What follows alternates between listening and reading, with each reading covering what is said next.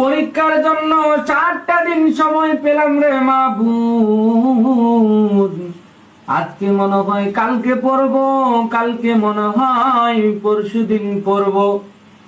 এইভাবে করতে করতে 7 দিনের মধ্যে 5টা দিন চলে গেল রে মাবুদ।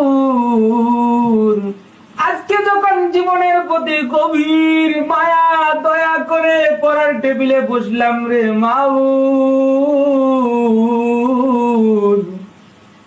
একবার বিছানাটাকে আয় বাবা, একবার শুয়ে যা, একবার মোবাইলটাকে আয় রে বাবা একটু চাপাচাপি করে যা।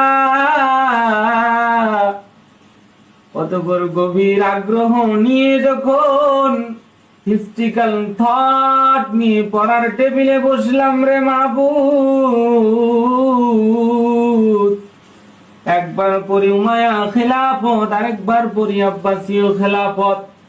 পড়তে পড়তে জীবনের প্রতি মায়া দয়া না করে বুঝতে পারি রে মাবুদ, তাদের পতনের ঘন্টা কত নিষ্ঠুর, কত নির্মম ছিল।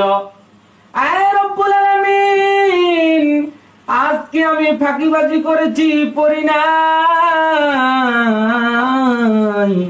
আমার এই দুর্বলতাকে কাজে লাগিয়ে পুঁজি করে আমার সাররা না জানি কখন আমার পতনের ঘন্টা বাজিয়ে দেয়। আয় রব্বুল আলামিন, তোমার কাছে ফরিয়াদ করতেছি রে মাবুদ,